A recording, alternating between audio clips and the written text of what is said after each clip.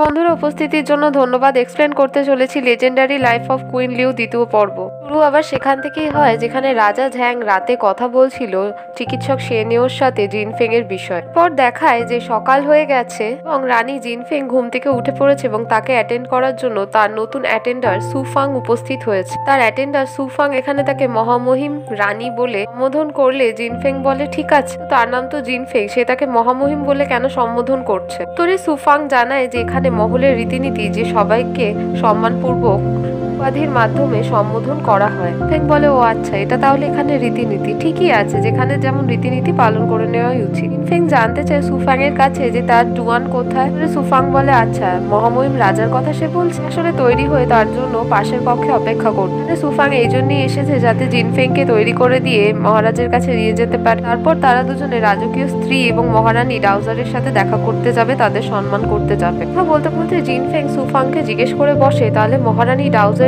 জুয়ানের দত্তক মা, সে তাকে দত্তক নিয়েছিল। এবং সাথে সাথে ভয় পেয়ে হাঁটুতে বসে পড়ে হয়তো ভুলভাল কথা বলেছে, তার এভাবে সম্বোধন করা উচিত হয়নি। মহারানী ভূত বোঝে, এতে তার শাস্তি পাওয়া উচিত। মহারানী ডাউজার রাজা ঝ্যাংকে নিজের ছেলের মতোই ভালোবাসে।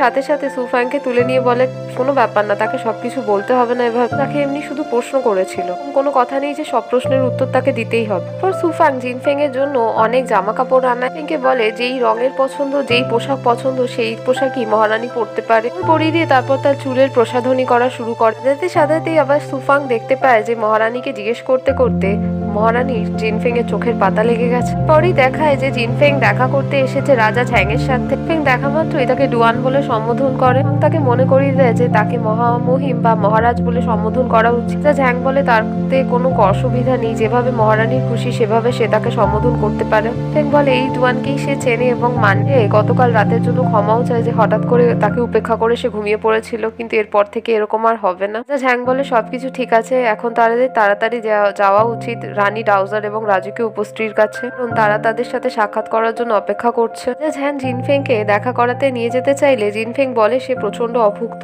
গতকাল রাত থেকে সে কিছুই খায়নি, এখন কিছু খেতে না দিলে সে মরে যাবে মনে হয়। তোরে রাজার অ্যাটেন্ডার সুয়ান বলে যে এইভাবে উল্লেখ করে নিয়মের অপেক্ষা করে সে নিয়ম রীতিনীতি পালন করছে না শাহী মহলে। ফেং বলে তার জন্য সরল কিছু বানিয়ে আনতে সে বেশিক্ষণ সময় নেবে না, কিন্তু সে অভুক্তও যেতে পারবে। ঝ্যাং এখানে মনে মনে ভাবে এই মোটা কুমড়ের যা অভব্য ব্যবহার মধ্যে যদি রাজকীয় উপস্ত্রী বা রানীর সামনে কোনো অসভ্যতা আচরণ করে ফ্যান হারিয়ে ফেলে ক্ষুধার জ্বালায়, সমস্যাই হয়ে যাবে। তাই সে বলে পরিবেশনের জন্য। পর রানী জিনফেং খেতে খেতে রাজা ঝ্যাংকে বলে সে কেন খাচ্ছে না, সে কেন বসে আছে। ঝ্যাং বলে তার খিদে পায়নি, সে জিনফেং খাচ্ছে তাই দেখে খুশি। বলে হ্যাঁ, এই কথাটা লিউশিও তাকে বলেছিল। রাজা ঝ্যাং খুবই রোগা পাতলা, খুব একটা বেশি খাবার খায় না, তার জন্য আলাদা করে খাবার বানানো হয়।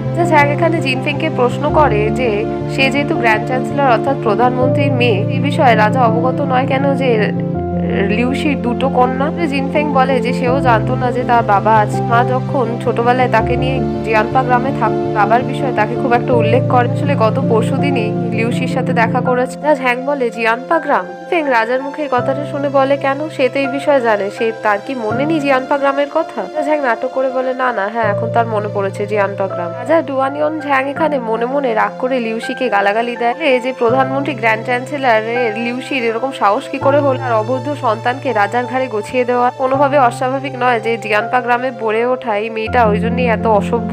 রাজা ঝ্যাংয়ের ওপর এভাবে রাগ লিউশি তুলবে কখনোই সে বুঝতে পারেনি রাজা ঝ্যাং। ফেং ঝ্যাংকে চুপচাপ বসে থাকতে দেখে এক টুকরো ছোট রুটি নিয়ে যে রাজার দিকে এগিয়ে দেয়। ঝ্যাংয়ের অ্যাটেন্ডার সুয়ান এখানে তাকে বলে যে বিশেষভাবে শেফ চাই তার জন্য খাবার প্রস্তুত করা ডায়েট খাবারই মহারাজ খায়, কোনো খাবার এখানে খেতে পারবে না মহারাজ। রানী জিনফেং এভাবে ব্যবহার করে নিয়ম রীতিনীতি পালন করছে না। ফেং বলে সকলকে সবসময় নিয়ম রীতিনীতি নিয়ে কথা বলা উচিত, স্বাভাবিক হওয়াটাও সম্ভব হওয়া উচিত। রাজা ঝ্যাং নিজের চপস্টিক দিয়ে খাওয়া শুরু করলে ফেং উল্লেখ করে আইভরি চপস্টিক। পর রাজা চা পান করা শুরু করলে বলে বিলিওচন চা, সাথে এগুলো বলে যে পত্রে এগুলো সবকিছুরই রাজা ঝ্যাং উল্লেখ করেছিল জিনফেং, প্রত্যেকটা জিনিসই রাজা ঝ্যাং এর খুবই পছন্দের। পর জিনফেং ওস্থমন্থাস ধরনের কেক রাজার পাতে দিয়ে বলুন ঠিক আছে তো। পত্রে তো এই বিষয়ে উল্লেখ করেছিল যে রাজার এই কেক রোজ খাওয়া চাই, তার খুবই পছন্দ। একই কেক খেয়ে তার কি মন খারাপ হয়ে যায় না, কি বিরক্ত হয়ে যায় না একই কেক খেয়ে রোজ? ঝ্যাং এখানে জিনফেংকে প্রশ্ন করে, তার কথাবার্তা শুনে মনে হয় যে রাজার ব্যাপারে সে অনেক কিছুই জানে। জিনফেং এখানে উল্লেখ করে তারা 5 বছর ধরে পত্রে লেখালেখি করছে, দুজনের সাথে আদান প্রদান করছে, কানেক্ট আছে, তার বিষয়ে জানা এটা তো খুবই স্বাভাবিক। তার কি এগুলো কিছুই মনে নেই? ঝ্যাং মনে মনে আবার লিউশিকে গালাগালি বলে যে স্করপিয়ন লিউশি এত বাজে, বছর ধরে তার মাথার পেছনে এইসব কাজ করে যাচ্ছে, না জানে আর কত বড় বড় কি ক্ষতি করে রেখেছে সে। বাগে পেলে সে লিউশির খুবই খারাপ অবস্থা করে ছাড়বে। তারা দুজন ভোজন শেষ করে নিয়ে রাজকীয় উপস্ত্রী এবং মহারানী ডাউজারের সাথে সাক্ষাৎ করতে যাওয়ার পথ ধরে। যেতে যেতে রাজার অ্যাটেন্ডার সুয়ানকে জিনফেং সাথে আজকে প্রচুর রোদের দেখা দিয়েছে, প্রচন্ড গরম লাগছে। সুয়ান যেন সঠিকভাবে রাজার মাথার উপর ছাতা ধরে। এটা শুনে রাজা ঝ্যাং ছাতা সরিয়ে রাখে এবং সুয়ানকে বলে দেয় যে আজকে সে ছাতার উপয়োগ করতে চায় না, সে ছাতার ব্যবহার না করেই এগিয়ে যায়। জিনফেং সুফাংকে বলে যে এত বড় বয়স্ক ব্যক্তি হয়ে যাওয়া সত্ত্বেও, অ্যাডাল্ট হয়ে যাওয়া সত্ত্বেও তার ঝ্যাং এখনো কতটা লাজুক এবং আকর্ষক, এই জন্যই সে তার ডুয়ান ঝ্যাংকে এত বেশি পছন্দ করে। এদিকে দেখায় রাজকীয় উপস্ত্রী এবং মহারানী ডাউজার কথা বলছে দুজন। তাদের ছোট ঝ্যাং একদিনে কত বড় ব্যক্তি হয়ে গেল যে রাজ্যাভিষেক হবে, তখন সে একজন দায়িত্ববান গৃহস্থ পর্যন্ত। ডাউজার বলে রাজকীয় উপস্ত্রীকে যে হ্যাঁ, সে এখন তার ছেলে চং এর জন্য ভাবনার জন্য একটা সুন্দর দেখতে কন্যা আনবে, আরো গার্হস্থ্য জীবন শুরু করাবে। রাজকীয় উপস্ত্রী বলে যে সে শুনেছিল যে প্রধানমন্ত্রীর মেয়ে ইউ বায়ু খুবই একজন উৎকৃষ্ট সম্পন্ন মেয়ে, তার সাথে দেখা করার জন্য তারা আর অপেক্ষা করতে পারছে। ডাউজার বলে হ্যাঁ ঠিক আছে সবকিছু, কিন্তু সে গ্র্যান্ড চ্যান্সেলরের সম্মানীয় মেয়ে হওয়া সত্ত্বেও ভাবে কেন তাদের অপেক্ষা করাচ্ছে এখনো সে বুঝতে পারছে না। পরিবারের সদস্য হওয়ার সাথে সাথে তার এখানে নিয়ম পালনও করা উচিত। রাজকীয় উপস্ত্রী জানায় দেরি হওয়াতে একটা কাজ ভালো হয়েছে, সে ধরতে পারে মেডিসিনাল ওয়াইন হয়তো কাজে লেগেছে। কথাটার অর্থ দুজনে বুঝেই খিলখিল করে হেসে ওঠে। এরপরই সেখানে আরো দুজন রাজকন্যা এবং রাজকুমার উপস্থিত হয়। রাজকুমার ডুয়ান ইউন চং এবং রাজকন্যা ডুয়ান ইউনিয়ান দুজনে এসেই তাদের দুজনকে গ্রিটিংস করে। এই ডাউজার দুজনের উপস্থিতির কারণ জানতে চাইলে রাজকন্যা ইউনিয়ান জানায় জন নতুন রানীকে দেখার জন্য খুবই উৎসুক, লজ্জা পাচ্ছিল, তাই সে তাকে টেনে এনেছে দেখা করার জন্য। রাজকন্যা ইউনিয়ান রাজকীয় উপস্ত্রীকে বলে তার বৌদি অর্থাৎ যে ভাবি রানী যদি তার বড় দাদার মতো অত সুন্দর দেখতে না হয়, তাহলে কিন্তু সে তাকে তার ভাবি দাদার বউ বলে স্বীকার করবে না, রাজ্যের রানী হিসেবে গ্রহণ করবে না। ডাউজার জানে হাস্যাস্পদ কোনো কথাবার্তা না বলতে। উপস্ত্রী বলে ঠিক আছে, কিন্তু সে যা শুনেছে রানী অর্থাৎ রানী যা সুন্দর, প্রতিভাশালী এবং প্রতিষ্ঠা আছে, তাতে তারা দুজন এই বিষয়ে নিশ্চিন্ত থাকতে পারে। এ রাজকুমার আর রাজকন্যাকে কোনোভাবেই নিরাশ করবে না। ওর একজন দরবারের সেবক এসে বলতে থাকে তাদের লিউ বায়ু তাদের সাথে দেখা করতে এসেছে। উপস্ত্রী বলে সে এভাবে আচরণ করতে পারে না, সে রানীর নাম কি করে মুখে নিতে পারে। দরবারি সেবক জানায় যে সে নিজেকে রানী বলে সম্বোধন করেনি এবং বলছে সে শুধুমাত্র লিউ বায়ু, প্রধানমন্ত্রী লিউশির কন্যা, দুজনের সাথে দেখা করতে এসেছে। রানী ডাউজার এবং রাজকীয় উপস্ত্রী দুজনেই অবাক হয়ে যায়, রানী না মানে কি? উনি সেখানে লিউবায়ু স্বয়ং উপস্থিত হয়ে যায় এবং দুজনকে সম্মান জানায়। আর রাজকীয় উপস্ত্রী দুজনে অবাক হয়ে যায় এবং বলে সে যদি লিউবায়ু হয়ে থাকে তাহলে রানী কে? তখনই সেখানে সম্রাট ইউন ঝ্যাং এবং রানী জিনফেং উপস্থিত হয়। আর রানীকে দেখা মাত্রই তাদের চোখ ছানা বড়া হয়ে যায়। ঝ্যাং এবং রানী জিনফেং দুজন মহারানী এবং রাজকীয় উপস্ত্রী দুজনকে সম্মান জানায়, অভ্যর্থনা করে। উপস্ত্রী জিজ্ঞেস করে যে এটা কে? ডুয়ান ইউন ঝ্যাং জানায় এই সেই কন্যা যাকে সে বিবাহের জন্য চুজ করেছে, অর্থাৎ পছন্দ করেছে। তখন রাজকীয় উপস্ত্রী বলে এই জায়গায় কি লিউবায়ু থাকার কথা ছিল না? ফেং তখন লিউবায়ুর দিকে তাকায়, লিউবায়ু মিষ্টি করে একটু হাসে। ফেং বলে লিউবায়ুর সাথেও কি তার এঙ্গেজমেন্ট হয়েছিল? উপস্ত্রী খুব উত্তেজিত হয়ে যায় এবং বলে যে একে কোনোভাবেই রানী ভাবে সে গ্রহণ করবে। এই ডাউজার তখন রাজকীয় উপস্ত্রীকে শান্ত করে মহারাজকে বলে কি পরিস্থিতি চলছে তাকে সঠিকভাবে একটু এক্সপ্লেন করতে। ঝ্যাং এখানে সকলকে জানায় যে লিউশি লিউ বাওয়ের পরিবর্তে এখানে লিউ জিনফেংকে তার রানী হিসেবে দেখতে চেয়েছিল, তাই সে লিউ জিনফেংকেই তার কোণে করে পাঠিয়েছে। মানে আসলে রাজপরিবারের সদস্যদের বুঝতে ভুল বোঝাবুঝি হয়ে গেছে। লিউ বায়ু বলে যে না, লিউ বায়ুর সাথে কোনোভাবেই রাজা ঝ্যাংয়ের এঙ্গেজমেন্ট হয়নি, শুধুমাত্র লিউশি তার মেয়েকে পাঠিয়েছে তাদের অভ্যর্থনা করতে এবং এটা রাজপরিবারকে জানিয়ে দিতে যে তার আদরের কন্যার যদি এখানে কোনো কঠিন অবস্থা হয় তাহলে সে ন্যায় চাইবে। এখানে পরোক্ষভাবে সে সাবধান বাণী দিয়ে দেয়। উপস্ত্রী তার ধমকি বাণী বুঝতে পেরে যে না, সে মেনে নিচ্ছে নতুন রানীকে। আশ্বাসে সে তাকে 100টা স্বর্ণ মুদ্রা, 100টা আভূষণ এবং 100টা বিলেক দিচ্ছে। খুশি হয়ে বলে ওরে বাবা প্রচুর এগুলো। একটাকে বলে চুপ করে থাকতে। উপস্ত্রী লিউ বায়ুকে বলে যে তার বাবা একদম ঠিক কাজ করেছে। হ্যাংকে বলে যে সে এখনো যথেষ্ট বয়সী একটা ছেলে, আরো অভিজ্ঞতা অর্জন করা উচিত লিউশির থেকে। উল্টোপাল্টা জিনিস যেন সে কোনোভাবেই না শেখে। ঝ্যাং উত্তরে বলে ঠিক আছে, সে তার কথা মনে রাখবে। রাজকীয় উপস্ত্রীকে এভাবে কথা বলতে দেখে জিনফেং বল ঠিক আছে, কিন্তু রাজা ঝ্যাং এত বড় মহলের মধ্যে খুবই একা বড় হয়েছে, তার দত্তক মা হিসেবে এত পরোয়া করা তার উচিত। কথাটা শুনে সবাই খুব চমকে যায়, কারণ এভাবে কেউ কথা বলেনি আগে। এভাবে কথা বলাটা অশোভনীয়। সরল মনে জিনফেং কথাগুলো বলে দেয়। রাজা ঝ্যাং এখানে রানী জিনফেং এর হয়ে ক্ষমা জানায় যে সে মহলে প্রথম নতুন, সে ঠিকঠাক কিছু জানেন। উপস্ত্রী জানিয়ে যায় ঠিক আছে, সে সময় নিতে পারে নিজেকে তৈরি করার জন্য। ঝ্যাং জানায় রাজ্যের কিছু কার্যের জন্য তাকে এখন বেরোতে হবে বলে জিনফেংকে আর কিছু বলতে না দিয়ে তাকেও সেখান থেকে টানতে টানতে নিয়ে চলে। পরে হঠাৎ করে রাজকীয় উপস্ত্রী জ্ঞান হারিয়ে মূর্ছা যায়নি। ডাউজার রাজকুমার চকনা ইউনিয়ন তাকে সামলাতে থাকে। লিউ বায়ু হেসে একবার যেতে থাকা জিনফেং এর দিকে তাকায়। যেতে যেতে জিনফেং ঝ্যাংকে জিজ্ঞেস করে বসে তাকে ওভাবে থামালো কেন সবার সামনে। তো এই বিষয়ে বলেছিল যে সে একা খুব লাগে, তার এই বড় মহলে একা বড় হয়েছে, তার মধ্যে খুবই একাকিত্ব আছে। উল্লেখ করা সত্ত্বেও তাহলে সবার সামনে সে অস্বীকার করলো কেন? এখানে তাকে কোনো উত্তর দেয় না, চুপচাপ যেতে থাকে। আচ্ছা, ঝ্যাং এখানে রানীর অ্যাটেন্ডার সুফাংকে বলে যে সুফাং রানী জিনফেংকে জিওন লিও হলে নিয়ে যায়। জিনফেং একই প্রশ্ন বারবার করতে থাকায় রাজা বাধ্য হয়ে বলুন সেই অবস্থায় সে খুব অসুস্থ ছিল, তাই তার কিছু ভ্রম হয়েছে। এখন এসব বিষয় তার কিছু মনে নেই, তাই এভাবে সে চুপ করে থাকতে বাধ্য হচ্ছে। এটা শুনে জিনফেং এর খুব খারাপ লাগে এবং বলে বেচারে আত্মানি কত কষ্টের মধ্যে ছিল, অথচ এই বিষয়ে লিউশি তাকে কিছুই জানায়নি। ব্যাপার না, এখন যেহেতু সে তার সাথে আছে সে তাকে ধীরে ধীরে সব মনে করিয়ে দেবে। তাকে এই বিষয়ে কোনো চিন্তাও করতে হবে না, সে তাকে রক্ষাও করবে। একটা কথা ভেবেই জিনফেং এর অবাক লাগছে যে লিউশি একজন খুবই মাতলাবি এবং অবিশ্বসনীয় মানুষ, খুবই স্বার্থপর এবং অবিশ্বসনীয় মানুষ। জিনফেং ভাবছে যে লিউশিকে গিয়ে তার কথা শোনানো উচিত। এখানে জানতে চায় যে কিভাবে গিয়ে সে তার সাথে কথাবার্তা বলতে চায়। ঝ্যাং বলে আচ্ছা, সে তো জানতোই না যে সে এতটা খারাপ মানুষ। এখানে সে লিউশির কথা বলে। ফেং আবার বলা শুরু করে যে সে যখন ছোট ছিল তার মা খুবই কম বলেছিল তার বাবার বিষয়ে, ভয় পেয়েছিল তার বাবা কতটা হীন মানুষ সেটা জানতে চাইলে সেও তার খুব হীন মনোভাব হবে। জিনফেংয়ের এখানে খুব খারাপ লাগলো, হয়তো তার বাবার মতো হয়ে উঠতে পারে। যখন কিছুদিন আগে সে দেখা করেছিল তার বাবার সাথে, এখানে ঝ্যাং এর অসুস্থতার বিষয়ে বলেইনি, তাকে এটাও বলেনি যে এই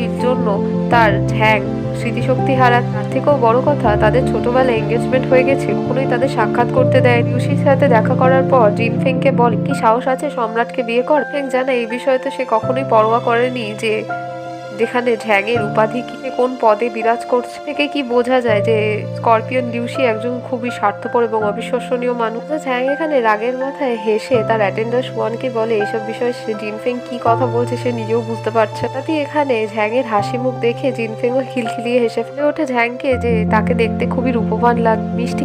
হঠাৎই নিজের গালটা জিনফেং এগিয়ে দিয়ে ঝ্যাংকে বলে সে তাকে চুম্বন করতে পারে। ঝ্যাং অবাক হয়ে বলে এইসবের মানে কি? জিনফেং জানায় সে তো তাকে পত্রে জানিয়েছিল যে সে তার মুখে মণ্ডলে চুম্বন করতে চায়, এখন সে তাকে অনুমতি দিচ্ছে, সে তার স্বামী, ওখানে তার কোনো আপত্তি নেই। সে ঝ্যাংয়ের মুখটা জোর করে ধরে তার মুখে লাগিয়ে দেয়, তার মুখমণ্ডলে লাগিয়ে দেয়। তারপরে লজ্জা পেয়ে সেখান থেকে দৌড়ে পালাতে থাকে। দুজনের অ্যাটেন্ডারও খুব লাজুক মুখ করে ফেলে। এখানে বিরক্ত হয়ে লজ্জা পেয়ে সুয়ান তার অ্যাটেন্ডারকে বলে আচ্ছা, অবিশ্বসনীয় মেয়ে পত্র লিখেছে, কি বা লিখেছে? তবে মাথা মুন্ডু তো সে নিজেও কিছু জানে না। কক্ষে গিয়ে জিনফেং লজ্জা পেয়ে শুয়ে পড়ে এবং ঝ্যাংয়ের কথা ভাবতে থাকে। সুফাং এসে তাকে বলে যে রাজকীয় উপস্ত্রীরা যা পুরস্কার তাকে দেওয়া হয়েছিল সেগুলো এসে গেছে, সে যেন একবার দেখে না। জিনফেং জানায় যে সেই সকল বস্তু যা অনেক জন্ম ধরেও সে ঠিক মতো ব্যবহার করতে পারবে, সেই সব জিনিস দেখে তার কোনো লাভ নেই। ফ্যাং জানায় ঠিক আছে, যা তার যা ইচ্ছে। লিউ বায়ু এখানে তার সাথে দেখা করতে এসেছে। ফ্যাং জানায় খুব ভালো কথা তাকে ভেতরে আসতে দিতে এবং ভালো ভালো খাবার তার জন্য উপস্থাপিত করতে। পরে সে ছুটে দেখা করতে যায় লিউ বায়ুর সাথে। জিনফেংকে দেখে মহারানী বলে আবার অভ্যর্থনা জানাতে গেলে জিনফেং বলে বাসে এত উপচারিকতার কোনো মানে নেই, এত নিয়ম পালন করতেও হবে না একটা ছোট্ট মেয়েকে। যেন সে তাকে জিনফেং বলেই সম্বোধন করে, সে তাকে লিউ বায়ু বলেই ডাক। বায়ু কথাটা শুনে বলে না, এরকম সাহস তার নেই, সে এটা করতে পারবে না। ফেং বলে কেন করতে পারবে না, এটা সে বলছে আর এটা এখন ঠিক হয়ে গেছে। পরে এখানে জিনফেং লিউ বায়ু সৌন্দর্যের তারিফ করে, তাকে বলে লিউশি যেরকম বলেছিল স্করপিয়ন লিউশি যে তার মেয়ে খুব সুন্দর দেখতে, কথাটা একদমই সত্যি। বায়ু এখানে হেসে খুশি হয়ে বলে বা খুব ভালো লাগছে তার শুনে, কিন্তু স্করপিয়নটাকে। জিনফেং লিউ বায়ুকে এখানে বলে সে যখন তার বাড়িতে ছিল সে তার সাথে ভালোভাবে কথা বলতে পারেনি, কারণ পরের দিনই তার বিয়ে হয়ে গেছিল। এখন যেন লিউ বায়ু তার সাথে মাঝে মধ্যেই মহলে দেখা করতে চলে আসে। লিউ বায়ু বলে ঠিক আছে, এটা তাদের মধ্যে সওদা হয়ে থাকে। জিনফেং তারপর বলে গয়নাগাটিগুলো দেখিয়ে রাজকীয় উপস্ত্রী তাকে উপহার দিয়ে জানিয়ে দেয় যে এগুলো সে উপহারে পেয়ে। লিউ বায়ুর এখানে যা যা পছন্দ সে নিতে পারে। লিউ বায়ু এখানে তাকে বুঝিয়ে দেয় যে এগুলো তার জন্য রানীদের এই জন্যই দেওয়া হয় যাতে রাজদাসীদের কাজ করানোর জন্য, হ্যারেম সামলানোর জন্য, মহল এবং রাজ্যকে সঠিক পথে রাখার জন্য রানীদের দেওয়া হয়, যেগুলো যাতে তারা ব্যবহার করতে পারে, কাজে লাগাতে পারে। কথাগুলো শুনে বলে, বাহ, তাহলে এগুলো তার জন্য? বাবারে কি কঠিন বিষয় তাহলে রানী হওয়া। বলে হ্যাঁ, একটু কঠিন বিষয়। বায়ু জিনফেংকে জানায় যে রাজা ঝ্যাং যে দায়িত্ব নির্বাহ করছে এবং তার অর্ধাঙ্গিনী এবং রানী হিসেবেও কিছু বোঝা কমিয়ে দেওয়া তার দায়িত্ব, তার কর্তব্যের মধ্যেও পড়ে। জানতে চায় সে বুঝতে পেরেছে, কিন্তু এগুলো সে কিভাবে করবে। বায়ু জানায় প্রথমে তাকে উচিত ব্যবহার করতে হবে, উদার মনোচিত্তের একজন মানুষ হতে হবে, মাতৃতুল্য রানী হতে হবে। রাজ্যবাসীকে এবং মহলকে সে শাসন এবং স্নেহ দুটোই দিতে পারে। ভালোবাসায় বোকাভাবে খেই হেরিয়ে পড়লেও চলবে, ও দ্বারা শাসন করতে হবে। দেখায় রাজকীয় উপস্ত্রী এখনো উত্তেজিত এবং মনমরা হয়ে আছে। রানী ডাউজার তাকে কিছু খাওয়ানোর চেষ্টা করছে, ফল, চা, জল কিছুই সে খেতে চাইছে, কিছুই সে নিয়ে চলে যেতে বলছে। রানী ডাউজার এখানে রাজকীয় উপস্ত্রীকে শান্ত করে বল, ক্ষতি হওয়ার আগেই হয়ে গেছে, এখন এই বিষয়ে ভেবে কোনো লাভ। রাজকীয় উপস্ত্রী বলে তার ছেলে এত ভালো, কত সুন্দর, কিন্তু তার ঠিক বিপরীত স্বভাবের এবং অশ্লীল ব্যবহার। মেয়েকে রানী হিসেবে সে কি করে নিযুক্ত করলো এটাই সে ভেবে পাচ্ছে। দুঃখ করে রাজকীয় উপস্ত্রী বলে যে এটা তারই দোষ। প্রধানমন্ত্রী লিউসির বিপরীতে যাওয়ার তার কোনো শক্তি নেই, হয়তো রাজ্য এবং তার ছেলের সাথে এই দশা হল। যখন মৃত্যুর সময় ঘনিয়ে আসবে তখন মৃত সম্রাটের সাথে সম্মুখীন হতে তার খুব লজ্জা করবে। মানে রানী ডাউজার একটা বুদ্ধি বের করে এবং সেটা রাজকীয় উপস্ত্রীকে জানা। ক্ষতি হওয়ার হয়েছে ঠিকই, কিন্তু যদি সবকিছু ঠিকঠাক থাকতো তাহলে লিউ বায়ু তাদের রাজবধূ হতো। এখনো এটা হতে পারে, তাদের এখানে বাহানা করতে হবে যাতে লিউ বায়ুকে তারা ধরে রাখতে পারে মহলের মধ্যে। এখানে যদি লম্বা সময়ের মধ্যে ঝ্যাং এবং লিউ বায়ু একে অপরকে পছন্দ করে ফেলে, তাহলেই তাদের বিয়ে দেওয়া যাবে। প্রধানমন্ত্রী কোনোভাবে কোনো আফসোস করবে। লিউ বায়ু তো এখানে প্রধানমন্ত্রীর দিকে দেখায় যেতে যেতে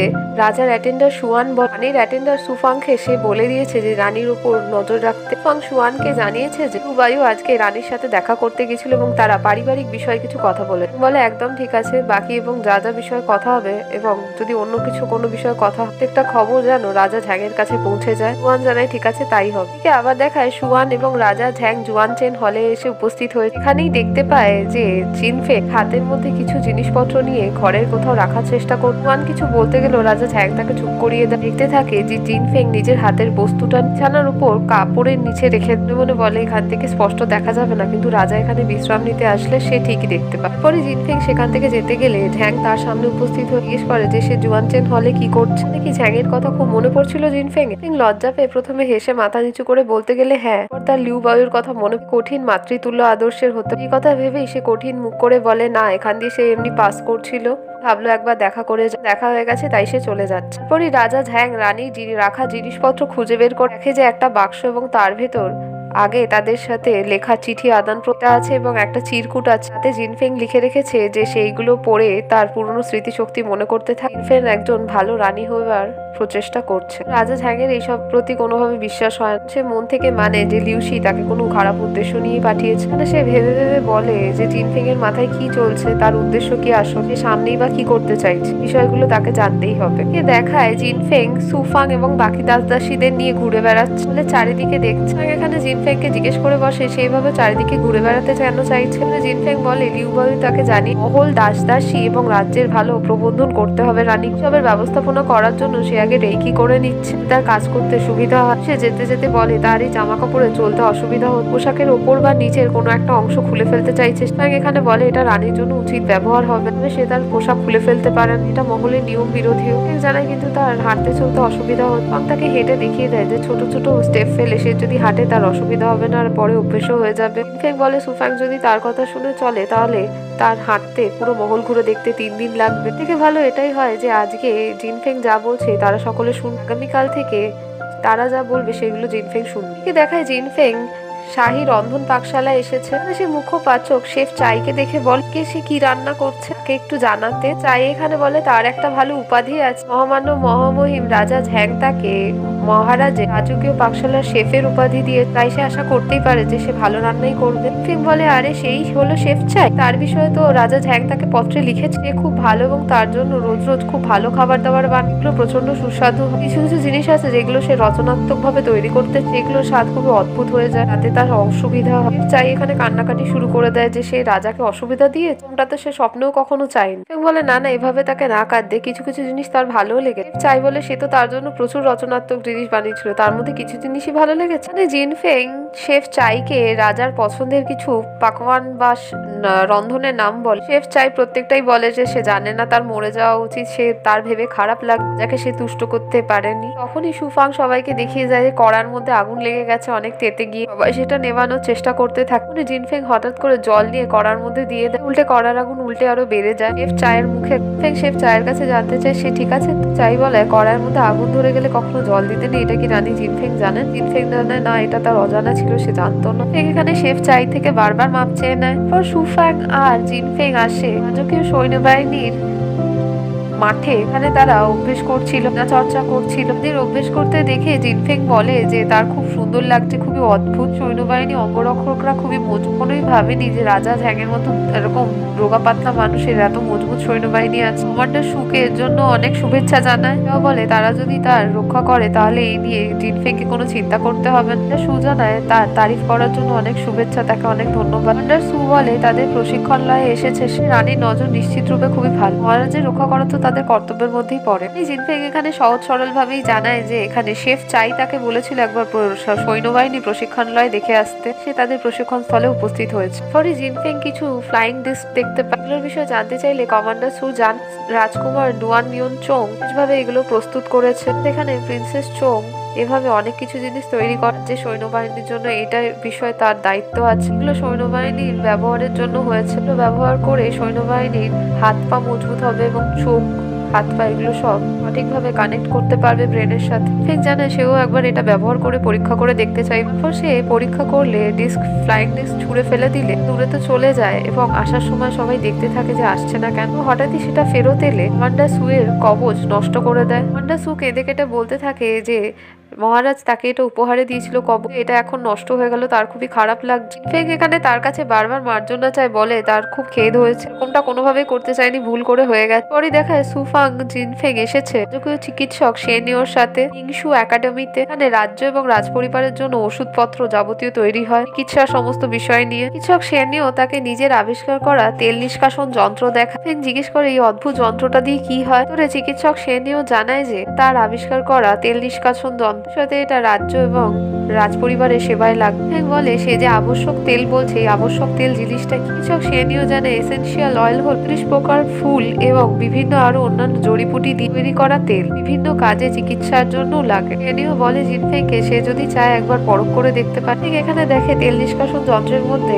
সব জড়িপুটি ওষুধপত্র দিচ্ছে। সে একজনের হাত থেকে ডিবেটা নিয়ে বলে আর তাড়াতাড়ি সাহায্য করে দিচ্ছে বলে ভুলভাল জিনিসপত্র দিতে সঠিক অনুপাত স্বরূপ না। পেশাই করার জন্য হাতলে জোরে চাপ দিয়ে ঘোরাতে থাকলে একসময় সেটা আটকে। চিকিৎসক সেনেও বলে জিনফেংকে ভয় পেতে যন্ত্র সে বানিয়েছে সেটা খুবই পলকা নয়, তাকে হাতলে জোরে চাপ দিন, হাতলে চাপ দিলেও কোনোভাবেই সেটা ঘুরতে থাকে না। বলে ঘুরছে না যেহেতু তাহলে আগে চিকিৎসকের একবার নিরীক্ষণ করে পর্যবেক্ষণ করে দেখে নেওয়া উচিত। চিকিৎসক সেনেও পরীক্ষা করে দেখতে পারে যে এর মধ্যে আগুন লেগে গেছে, অর্থাৎ এখানে যন্ত্রটা খারাপ হয়ে গেছে।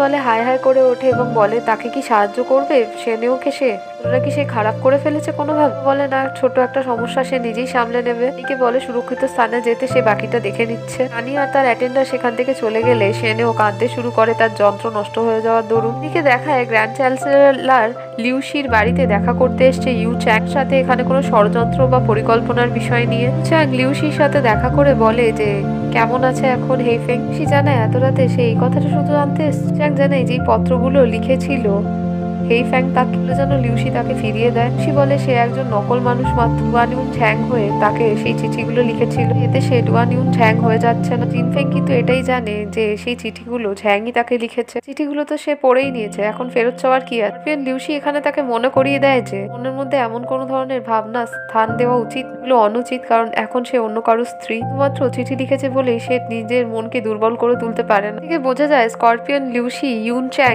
এরা দীর্ঘদিন ধরে কিছু পরিকল্পনা করছে। বিষয় রাজা ঝ্যাং সামান্য অবগত হলেও জিনফেং কিছুই জানে না। এদিকে ইউ চ্যাং এর পুরনো কথা মনে করতে থাকে যখন জিয়ানপা গ্রাম ছাড়ার আগে জিনফেং সাথে শেষবার দেখা করেছিল, তারা যা যা কথা বলেছিল। ফেং তাকে বলেছিল আজকের জন্য সে সকালের জন্য সে তাকে ক্ষমা করে দেবে, সে তার ভালো বন্ধু এবং শেষ সময় তাকে গ্রামের বাইরে বিদায় দেওয়ার জন্য এসেছে। ফ্যাং গলার স্বরে আফসোস নিয়ে বলে এরকমটা যদি হয় তাকে জিনফেংকে কল্পনা করতে, যদি আজকে গ্রাম থেকে বেরিয়ে যেতে অসফল হলো তাহলে কি সে ইউচ্যাংকে বিয়ে করবে? ফেং বলে হঠাৎ করে এরকমটা কেন হবে, গ্রামের বাইরে চলে এসেছে, কিছুক্ষণই বেরিয়ে যাবে। ইউচ্যাং বলে তবুও তাকে ভাবতে, যদি না পারে তাহলে কি হবে? ফেং জানায় যে ইউচ্যাংকে সে সত্যি কথাই বলবে, বেলা থেকে গ্রামের সব থেকে ভালো বন্ধু তারা, সাথে একসাথে খেলে দুলে বড় হয়ে ওঠা, তো এটুকুই ব্যাস। থেকেও বড় কথা সে তাকে সেভাবে কখনোই ভাবে। ইউচ্যাং বলে বললেই হলো, জিনফেং তো সবসময় তাকে মারে, কিন্তু সে কি কখনো উল্টে তার গায়ে হাত দিয়েছে? ফেং বলে ইউচ্যাংকে, আর তার থেকেও বড় কথা সে প্রচন্ড রোগা পাতলা একটা মানুষ। ফেং বলে